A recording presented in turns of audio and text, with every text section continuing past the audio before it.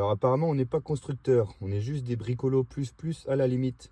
Donc je vais prendre l'exemple de ce véhicule, et comme ça on va voir à quel point on est constructeur et pas bricoleur.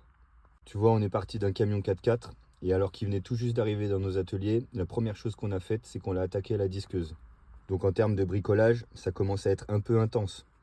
L'étape suivante, ça a été de concevoir notre propre châssis arrière. Ensuite, on est venu travailler sur la boîte transfert.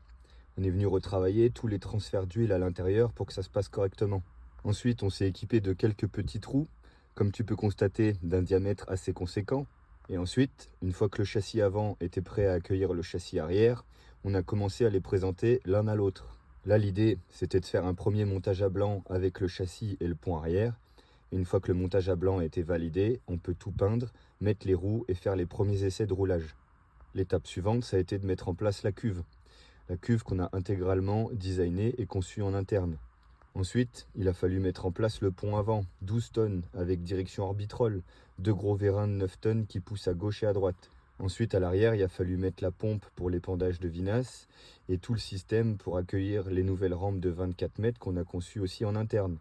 Je vous explique pas le défi que ça a été de mettre en place des rampes de 24 mètres sur un châssis comme ça. Et alors, je vous parle pas non plus du programme informatique qu'il a fallu concevoir et développer pour que tout se passe correctement. Donc là, tu peux voir qu'en termes de construction, on est plutôt loin du bricolage. Puis des défis, on en a relevé quelques-uns sur ce concept. Il a fallu jumeler les roues à l'arrière. On a mis 4 roues de 2,20 m. Construire des rampes alu de 24 mètres. Trouver un moyen de faire passer la vinasse.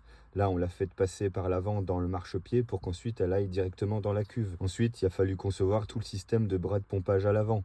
L'idée, c'était d'éviter au chauffeur de descendre. Donc, on a conçu un système de bras de pompage à l'avant sur vérin qui puisse pivoter et lui permettre de se brancher en marche avant directement. Puis, on a fait la liaison châssis-équipement avec tout le système informatique pour que ça se comporte comme une machine agricole et que ce soit aussi pratique à utiliser. Donc, si tu veux, quand tu pars d'un camion neuf, que tu commences par le couper à la disqueuse, que tu gardes que le moteur, la cabine, la boîte, que tu refais ton propre châssis, que tu changes les ponts pour un pont 20 tonnes, un pont 12 tonnes, que tu mets 4 roues de 2,20 m jumelées à l'arrière, que tu fais tes propres rampes 24 mètres, ta propre cuve, que tu intègres une direction orbitrole hydraulique, que tu mets un autoguidage, si tu veux, on commence à être assez loin du bricolage plus plus. Et j'insiste sur le fait qu'on est bien constructeur avec notre propre carte grise, nos propres numéros de série, nos propres numéros de châssis, le code NAF 2910Z constructeur de véhicules automobiles. Tu peux aller vérifier.